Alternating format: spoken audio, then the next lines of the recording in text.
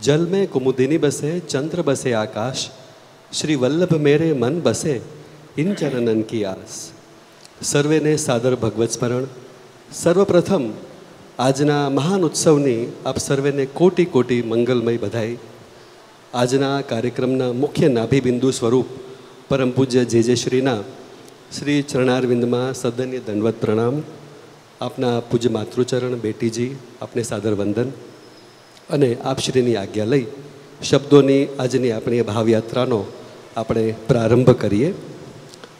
मने सद्भाग्य के शब्दों मळ्या तमारे नगर जावा, मने सद्भाग्य के शब्दों मळ्या तमारे नगर जावा, चरण लई दौड़वा बेसूं तो वर्षों ना वर्ष लागे। आत्मीय वैष्णवों, क्या आप श्री वल्लभ कुल से दूर रहना पसंद करते हैं? यदि हाँ तो क्यों, और यदि ना तो क्यों नहीं? तो आइए श्री वल्लभ कुल से जुड़े ज्वलंत प्रश्नों का सीधा जवाब श्री वल्लभ के श्रीमुख से, सीधी बात श्री वल्लभ के साथ। वर्तमान समय की बात करिए तो आज एक एवो माहौल निर्माण थयो छे कि इस देश को दुश्मनों से नहीं गद्दारों से खतरा है, खजाने को चोरों से नहीं पहरेदारों से खतरा है, और धर्म के विषय में कुछ सावधानी की ज़रूरत है, इन्हें नास्तिकों से नहीं आस्तिकों से खतरा है। देखा आपने कि आज की वर्तमान पीढ़ी और समकालीन लोगों के धर्म प्रति क्या प्रतिक्रिया है। आज अनेक वैष्णव वर्गों में उद्भवेला प्रश्नों अने एवा अनेक वैष्णवों के जेमनामां वैष्णवता देखाती नहीं अने तेओ मात्र वैष्णव पुत्रों छे, एमना मौलिक प्रश्नों संकलन अहीं उपस्थित है, जेमना उपर पूज्य जे श्री पासेथी योग्य दर्शन अने मार्गदर्शन प्राप्त करीशुं अने आप श्री साथे संपर्क सेतु रचवानो आ एक यत्किंचित विनम्र प्रयास है। तो हवे आपणे प्रश्नावलीनी शरूआत करीशुं। प्रश्नावलीनी शरूआत थाय ए पहेला मारे कंई कहेवुं छे। पहेला तो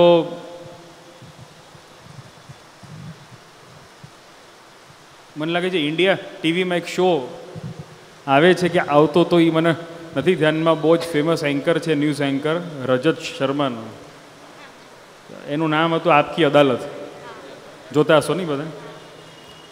तो आपणे एवुं आज समझवुं जोईए कि आपकी अदालत जेवुं ज कंईक छे आज। अने कटघरे में मैं हूँ अने जज आपणे कोई पण नथी, जज मात्र ने मात्र श्री महाप्रभुजी छे। परंतु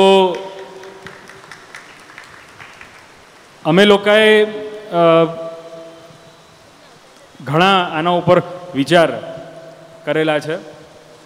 आजनो आज कार्यक्रम छे ने आना प्रश्नों जे छे एनी उपर तो मने एवुं लागे छे कि आ बधा ज प्रश्नों आप सर्वेना मन में होय के न होय, परंतु आपनाथी जोड़ायेला घणा बधा आपना स्वजन वैष्णवोना मन में चोक्कस हशे अने क्यारे ने क्यारे ई उद्भव्या पण हशे, पण आपणे एने टाळ्या छे। हवे हूँ एम समझू छूँ कि आजनो जे आ समय है एमां प्रश्नों टाळवानी जग्याए जो आपणे एमनो सामनो अगर करीए तो ई वधारे योग्य है। वैष्णव पुष्टि मार्ग में भूल कोईनी पण होय, वैष्णवनी होय के वल्लभ कुलनी होय, परंतु आपणे जो एम मानीशुं ने कि ई भूल आपणी छे तो एनो कोईक ने कोईक सोल्यूशन आवशे। परंतु जो आपणे एम मानीशुं एकबीजा उपर आंगળી ज जो उपाड़ीशुं, एकबीजाने आंगળી ज जो चींधशुं आनी भूल आनी भूल आनी भूल, तो एनो कोई सोल्यूशन नहीं आवे। तो आपणे कंईक आपणे सोल्यूशननी तरफ आ आपणी यात्रा वळे एटले आ एक अमारो नानो एक प्रयास छे। एटले आपणे हवे प्रश्नावलीनो प्रारंभ आपणे करीए छे। लगभग 10 प्रश्न छे अने मने एवुं लागे छे एक प्रश्न ने जो 10 मिनिट पण अगर थाय तो केटली वार लागे तमे समझी सको छो। अने पहला ज आपणे लेट छे तो आपणे हवे प्रश्नावलीनो प्रारंभ करीए। जे प्रश्न पहलो ये है कि पुष्टि मार्ग में कई प्रकार के बंधन हैं, जैसे कि अपरस, सूतक, पिंडरू इत्यादि। जिनका बहुत सख्ती से पालन करने की बात श्री वल्लभ कुल से सुनी जाती है, प्रैक्टिकल लाइफ में इम्पॉसिबल है। इस कारण से श्री वल्लभ कुल से दूर रहना बेहतर समझा जाता है। મને એ પ્લીઝ ઓલો કાગળ મને મળી શકશે?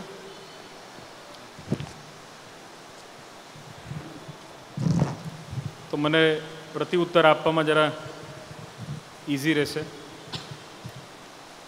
તો પહેલો જે પ્રશ્ન ઉપસ્થિત થયો છે એ છે કે પુષ્ટિ માર્ગમાં અનેક પ્રકારના બંધન જોવામાં આવે છે અને એ બંધન જે છે એ અપરસ, સૂતક, પિંડરું ઇત્યાદિ ઘણા બધા બંધનો છે ને. વલ્લભકુલની પાસે જ્યારે તમે જાઓ છો ત્યારે આ બધા જ જે પ્રોટોકોલ છે કે વ્યવહારિક નિયમો છે એને બહુ જ સ્ટ્રિક્ટલી પાલન કરવું જોઈએ એવા ઉપદેશો કે એવી આજ્ઞાઓ થતી હોય છે. તો વૈષ્ણવો એમ સમજે છે કે એના કરતાં સારું આપણે ન જવું કે આપણે દૂર રહેવું એ સારું. તો એ શું યોગ્ય છે કે નહીં, કે એનો શું ખુલાસો છે? અચ્છા, હું એની માટે એ પૂછવા માગું છું. આમાં પ્રશ્ન જે છે એ આ રીતનો છે કે પ્રેક્ટિકલ લાઈફ में इम्पॉसिबल है, પ્રેક્ટિકલ લાઈફ में આ બધી વ્યવહારિક નિયમોના પાलन करवा इम्पॉसिबल है. प्रैक्टिकल लाइफ में ये चीज़ पॉसिबल नहीं है. तो मैं सब आपसे ये पूछना चाहूँगा कि आप में से कौन कौन है जिनको ये वस्तु इम्पॉसिबल लगती है, वो अपना हाथ ऊपर करें. सूतक, पिंडरू, अपरस पालना इम्पॉसिबल लगता है अपनी प्रैक्टिकल लाइफ में? किस किस को लगता है? मुझे लगता है. किस किस को लगता है सूतक, पिंडरू इत्यादि पालना? मुझे लगता है. और क्यों, ये मैं आप सबसे ज़रूर शेयर करना चाहूँगा. मैं अपने ही अनुभव की बात बताता हूँ. जब मैं छोटा था, जब स्कूल जाता था तब की बात है. तो हमारे घर में एक नियम है, बड़ों की आज्ञा है, और एक हमारा घर का एक प्रोटोकॉल है कि जब भी स्कूल में से आओ तो तुरंत जो है वो स्कूल ड्रेस को धोने में डालना है और सीधा पहले स्नान करने हैं. ये हमारे यहाँ का नियम था. अब क्या होता था कि जब प्राइमरी सेक्शन में थे तब तो ऐसा था कि दोपहर को स्कूल जाना है और शाम को आना है. 6 बजे 6:30 बजे स्कूल से आना है शाम को. तो 6 साढ़े 6 बजे स्कूल से आने पर अब जब इतना उत्साह भी हो और साथ साथ में थोड़ी थकावट भी हो और तब कोई कहे कि अब तुम नहाओ तो बहुत बुरा लगता है. लेकिन तब कोई ऐसा कहे कि खाओ तो बहुत अच्छा लगता है. तो क्या था कि हमारे यहाँ पे ये नियम था, बड़ों की ऐसी आज्ञा है, ये नियम रहा ही है कि भाई स्कूल में से आओ तो नहाओ. लेकिन स्कूल में से आने के बाद या स्कूल में से आने के बहुत देर के बाद भी कोई ये नहीं पूछता था कि भाई खाओ या खाना है कुछ. तभी भी हमको, मतलब बचपन में हमको तो चाय का इतना बड़ा ग्लास मिलता था और जो भोजन जो है वो रात्रि को शयन के पश्चात ही प्राप्त हो सकता था. तो प्रैक्टिकली मुझे ये अपरस इत्यादि निभाने में मुझे बड़ी तकलीफ होती थी जब मैं स्कूल में था. लेकिन मुझे अब उसका एहसास होता है कि मुझे तकलीफ तब होती थी लेकिन बहुत अच्छा था. उसका कारण क्या है, ये जब मैंने जब ये मुझे जानकारी हुई, जब ये मेरी अज्ञानता दूर हुई, तब मुझे ये समझ में आया. जैसे कि बहुत सी बार ये सवाल आता है कि भाई आप लोकल ट्रेन में से आओ, तो लोकल ट्रेन में से आके और वल्लभ कुल गुरुदेव के चरण स्पर्श कर सकते हैं या नहीं, या घर में कुछ सेवा कर सकते हैं या नहीं, या हवेली गुरु घर में भी कोई ऐसी सेवा कर सकते हैं या नहीं, या क्यों नहीं कर सकते. ये वाला सवाल बहुत सी बार पैदा होता है. देखो, सामान्य तौर पे अगर अपन देखने जाएं, अब हम अगर प्रमाण की बात करें, प्रमाण श्री गोपीनाथ जी ने दिया है साधन दीपिका ग्रंथ में. श्री गोपीनाथ जी आज्ञा इस प्रकार से करते हैं, शौचाचार विहीनस्य आसुरावेश संभवात ततः स्वान्निक धर्माणाम आचरोपी प्रसज्जते।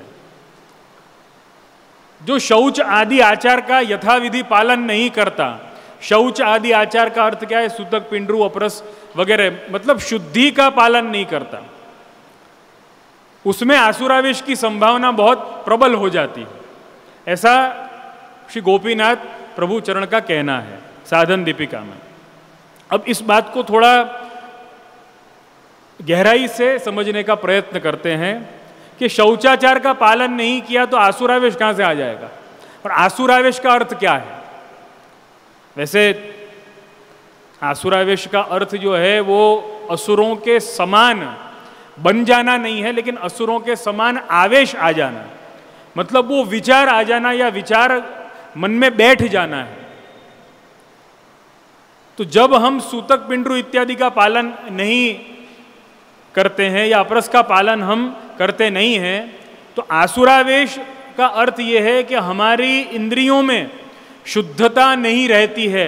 मैं शुद्धता की बात कर रहा हूँ, ध्यान देने की बात है, मैं स्वच्छता की बात नहीं कर रहा हूँ, क्योंकि हमारा सबका ध्यान जो है वो स्वच्छता के ऊपर रहता है। हमारे दो प्रकार के धर्म होते हैं, हमेशा ध्यान में रखना, दो प्रकार के धर्म बताए गए हैं।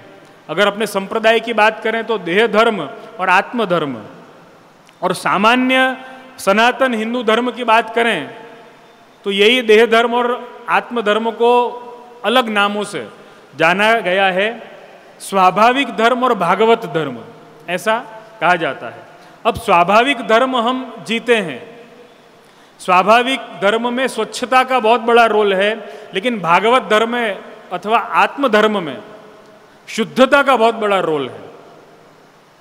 क्योंकि पुष्टि मार्गीय होने के नाते हमारा पूरा कंसंट्रेशन आत्म धर्म पर है। एक बात हमेशा ध्यान में रखना आप, हमारा पूरा कंसंट्रेशन आत्म धर्म पर है, न कि देह धर्म पर अथवा स्वाभाविक या सामान्य धर्म पर।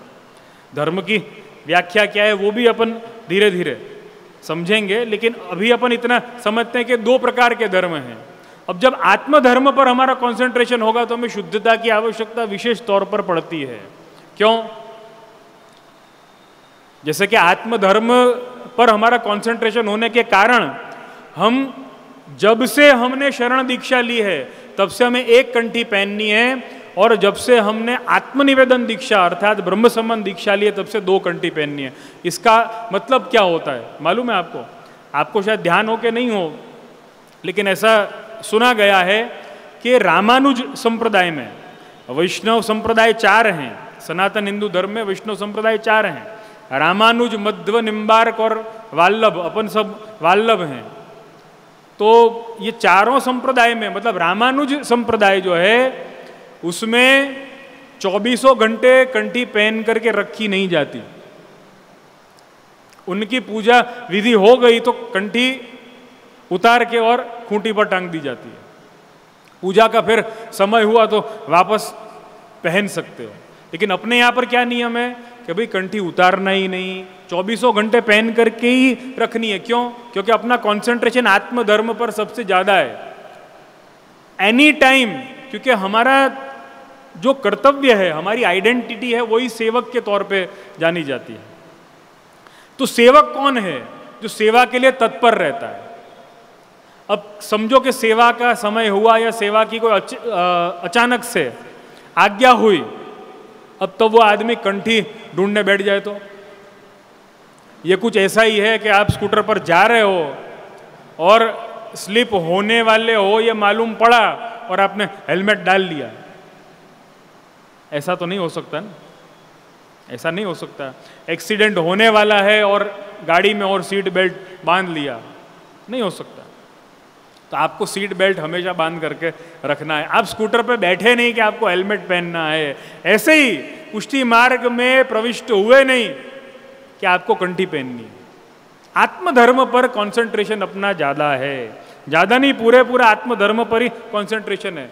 इसलिए पुष्टि मार्ग में कंठी उतारी ही नहीं जाती। अब जब आत्मधर्म पर कंसंट्रेशन है तो शुद्धता पर कंसंट्रेट भी करना पड़ेगा, क्योंकि एनी टाइम हमको सेवा करनी पड़ सकती है। तो हमें ये प्रोटोकॉल मेंटेन करना है कि हम रीजनेबल शुद्धता के लेवल पर तो रहें ही। जैसे कि हम ट्रेन में से आए या हम स्कूल में से आए, एक एग्जाम्पल के तौर पे मैंने अपना ही एग्जाम्पल दिया था, स्कूल में से आना है। तो जब हम स्कूल में से आए हैं तो हमें मालूम नहीं है कि हमको किसका स्पर्श हुआ है, क्या हुआ है, और वो सारा जो माहौल है या स्कूल का जो माहौल है वो सारा स्वाभाविक धर्म का या देह धर्म का माहौल है। और हमारे घर का जो माहौल है, जो हमारा अस्तित्व है, जो आइडेंटिटी है, वो पूरा का पूरा आत्मधर्म से संबंधित आइडेंटिटी है और माहौल है। तो हम देह धर्म से जब आत्मधर्म में आएंगे तो स्नान करने में कोई आपत्ति होनी इसलिए नहीं चाहिए क्योंकि वो शुद्धता का द्योतक है। देखो, स्वच्छता का द्योतक तो है ही, लेकिन शुद्धता का भी है। कैसे? जब बाह्य रूप से स्नान किया जाता है तो उसका भी अपने यहाँ पे अलौकिक महात्म्य है। अपने यहाँ पर भगवत सेवोपयोगी स्नान का भी श्लोक है, सेवयी स्नातुम इच्छामि जलेस्मिन् सन्निधिम कुरु। यमुना जी से हम ये विनती करते हैं कि जब हम ये जल से स्नान करें तो आप ऐसी कृपा हम पे करें कि हमारी देह भगवत सेवोपयोगी बन जाए। यद्यपि अब वो बात अलग है कि हमने स्नान करने के पश्चात भी शर्ट पैंट या शॉर्ट्स ही हमने पहन लिया है। कम से कम स्वच्छ वस्त्र तो हैं, बिना स्पर्श किए वस्त्र तो हैं, धुले हुए वस्त्र तो हैं, इतना तो है। अनुकूल हो, योग्य हो तो आप अपना जो वैष्णवी पहरवेश है वो घर में पहनने की आदत डाल सकते हैं। मैं तो यही कहूँगा, मेरा तो आग्रह यही होगा कि कम से कम अगर हो सके तो घर में वैष्णवी पहरवेश, वैष्णवी वेशभूषा पहनने का आग्रह रखें। तो कम से कम जब गुरु घर में या सेवा में जब जाएं तो धोती बांधने में आधा घंटा न लगे, धोती बांधने की प्रैक्टिस हो। दूसरा कोई आके हमको ये न कहे लांग लांग खुल गई है लांग, हमसे ये आके कोई न कहे। कम से कम हम इतने सावधान तो रहें। आपको प्रैक्टिस आपको करनी होगी, अभ्यास योगे न ततो मामिच्छाप तुम धनंजय। भगवान ने ये भक्ति योग में आज्ञा करी है, लेकिन वो धोती बांधने के संदर्भ में नहीं है। लेकिन यहाँ पर हमें कुछ अभ्यास तो करने होंगे या कुछ प्रयास तो हमें करने होंगे। तो हमारा पूरा कंसंट्रेशन शुद्धता पर है और शुद्धता के कारण सूतक, पिंडरू, अपरस इत्यादि पालना ये हमारे लिए अत्यावश्यक है। अब इम्पॉसिबल, प्रैक्टिकल लाइफ में इम्पॉसिबल हमें लगता है, अब मैं इसका जवाब दूंगा कि प्रैक्टिकल लाइफ में हमें ये इम्पॉसिबल लग रहा है। क्यों? क्योंकि हमने अपनी लाइफ को मोस्ट इम्प्रैक्टिकल बनाया हुआ है। कैसे?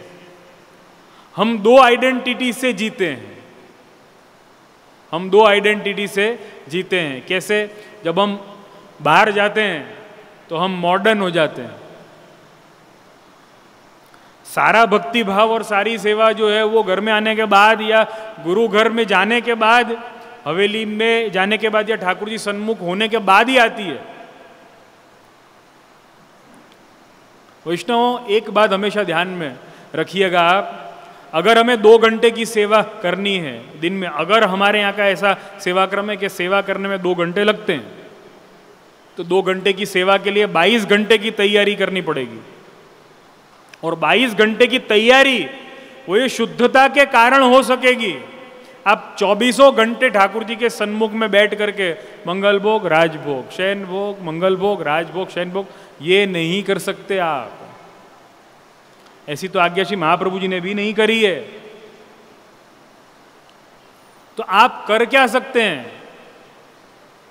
तस्मात् सर्वात्मना नित्यम श्री कृष्ण शरणम मम वदद्भिरेव सततम स्थेयमित्येव मे मतिः। श्री महाप्रभु जी ने आज्ञा हमको करी है। आपको 24 घंटे अष्टाक्षर का अनुसंधान रखना है कि मैं कृष्ण की शरण में हूं, मैं कृष्ण की शरण में हूं, मैं कृष्ण की शरण में हूं। जैसे विवाह उपरांत 24 घंटे 24/7 दिमाग में रहता है कि नहीं कि मैं शरण में हूँ, मैं शरण में हूँ, रहता है कि नहीं? एक पल के लिए भी अगर कोई भूल जाए तो क्या होगा? You will be shot dead, you can be shot dead, you know, you can be killed. So इससे अच्छा ये है कि वो आप याद रखें, वदद भी रेव सततम। वो अगर आपने याद नहीं रखा तो तकलीफ होने वाली है। तो ऐसे ही प्रैक्टिकल लाइफ में इम्पॉसिबल है, ठीक है, प्रैक्टिकल लाइफ में इम्पॉसिबल इसके लिए क्योंकि वो व्यवहार में हम लाए नहीं है। धर्म व्यवहार का विषय है, विचार का विषय तो है ही, लेकिन व्यवहार का विषय है। तो प्रैक्टिकल लाइफ में इम्पॉसिबल लगता है अगर आपको। जैसे कि मैं एक उदाहरण आपको दूंगा। हमारे ही सामने क्वेश्चनर पैनल में डॉक्टर तेजस बैठे हुए हैं। वो लीलावती हॉस्पिटल में उनकी ड्यूटी रहती है। तो पहले ही जो हमारी चर्चा हुई थी आज से बहुत समय पहले, तो उन्होंने ये सवाल किया था कि उनको ये शौचाचार या अपरस, पिंडरू, सूतक आदि का करना क्या, क्योंकि रोज हॉस्पिटल में जाना। समझो ये तो आपकी है ना बात, आप तो ट्रेन में धक्के खा खा कर और आ रहे हो, बस इतना ही है। वो रोज लीलावती हॉस्पिटल में जाते हैं, वहां पर पिंडरू है कि सूतक है, अपरस है कि क्या है, किसी को पूछ सकते हो क्या? हैं? किसी को पूछ सकते हो? किसी को भी पूछ नहीं सकते हो। हॉस्पिटल का जो स्टाफ होता है उसको बोल सकते हो कि बेटा जरा हाथ धो करके चाय देना प्लीज, हैं तूने जूठन किया था, बोल सकते हो। खाना खाने के पश्चात शायद आप, मेरा ऐसा विश्वास है कि डॉक्टर वैष्णव तेजस निश्चित तौर पर भोजन के बाद में वहां पर पोतना करके और हाथ घासा करते होंगे, मेरा विश्वास है ऐसा। लेकिन क्या वो सारे स्टाफ को, हॉस्पिटल के स्टाफ को अपरस का उपदेश दे सकते हैं? नहीं दे सकते हैं। तो उनका यही सवाल था कि क्या किया जाए।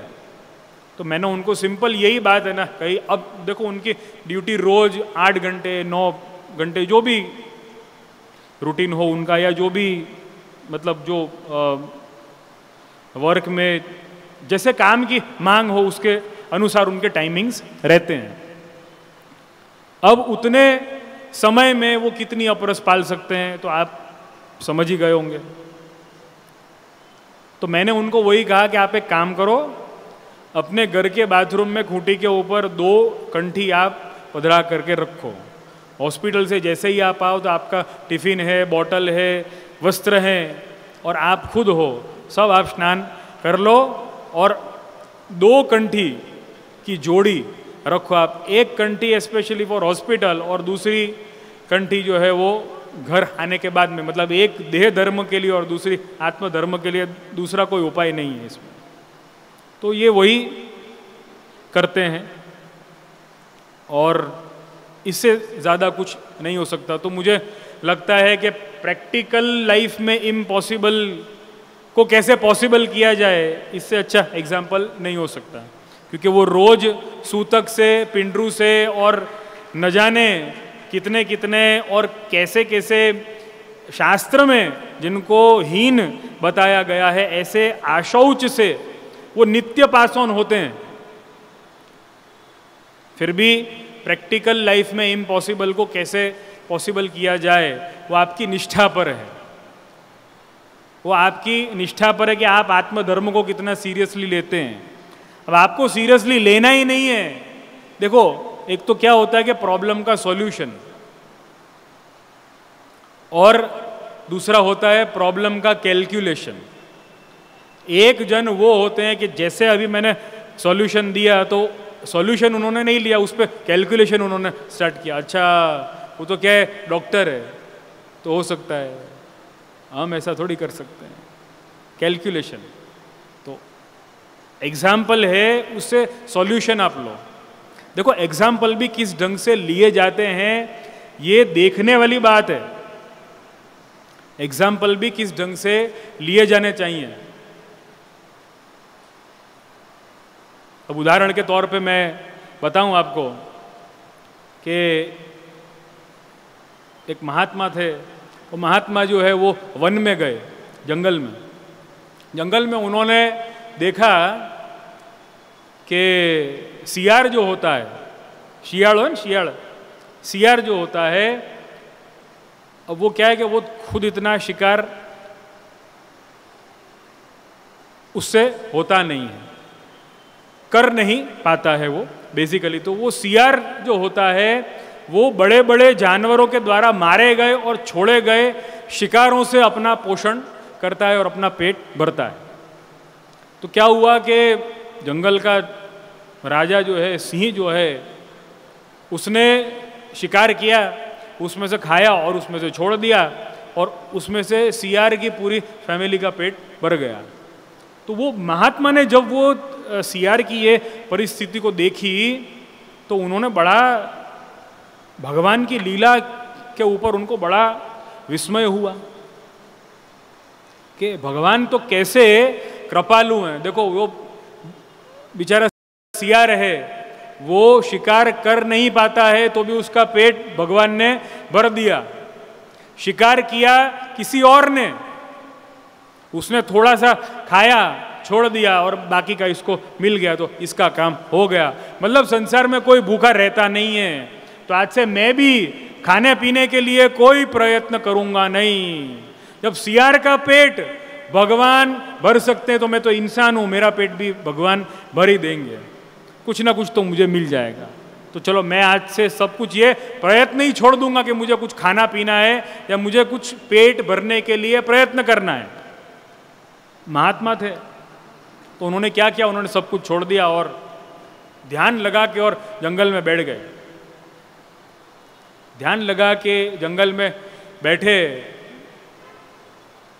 2 घंटा हुए, 4, 5, 6, 7, 10, 20, 24 घंटे जब हुए तो उनकी जो दोनों आंखें बंद थी उसमें से एक आंख खुली।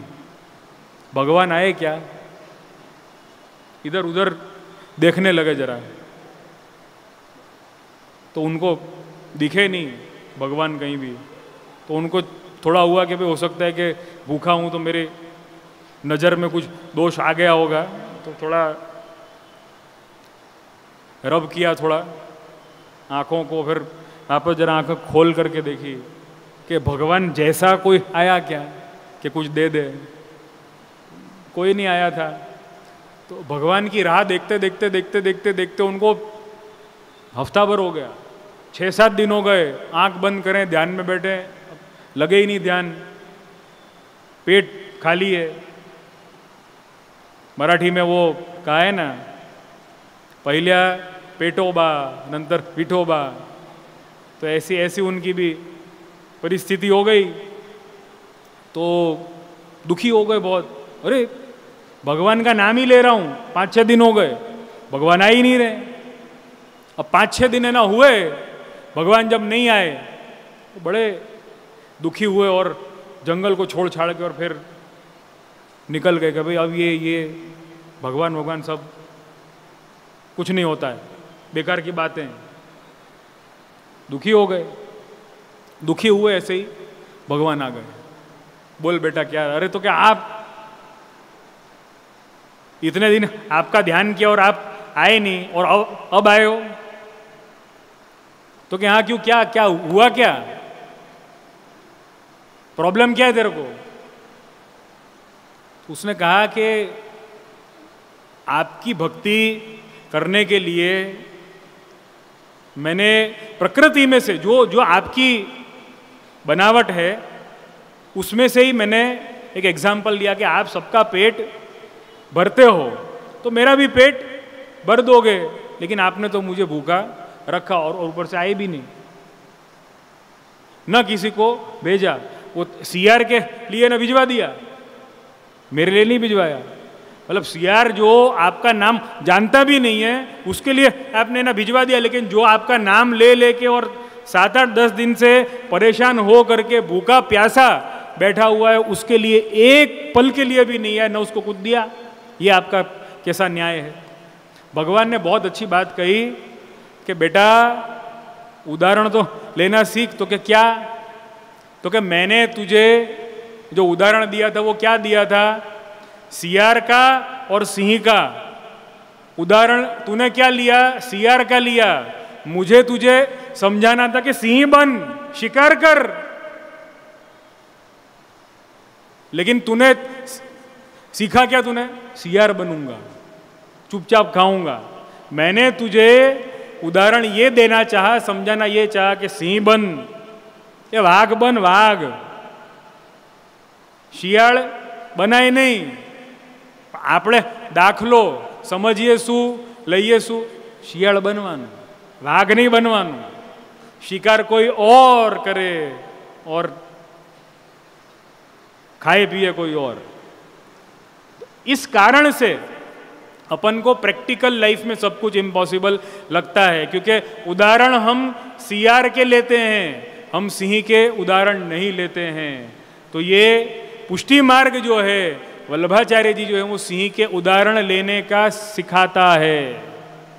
वल्लभाचार्य जी के उपदेश सिंह का उदाहरण लेकर के सिंह की तरह बनो ऐसा सिखाता है, न कि सियार की तरह बनो. तो हमारा जो कंसंट्रेशन जो है वो शुद्धता पर होगा. तो हम सूतक पिंडरू, देखो वैष्णव, बहुत प्रैक्टिकली एक बात समझाता हूँ. हर कोई के यहाँ पे सूतक पिंडरू अपरस का एक जैसा पालन नहीं हो सकता, मैं मानता हूँ, ज़रूरत भी नहीं है. लेकिन बिल्कुल ही छोड़ दो आप, ऐसा भी नहीं होना चाहिए, क्योंकि फिर वो प्रश्न चिन्ह खड़ा हो जाएगा देह धर्म और आत्मधर्म वाला. तो प्रैक्टिकली इम्पॉसिबल कुछ भी नहीं है. प्रैक्टिकली पॉसिबल आपको करना हो. उदाहरण मैंने डॉक्टर तेजस का भी दिया और सिंह का भी दिया है. सियार का एग्जाम्पल मत लेना. अस्तु.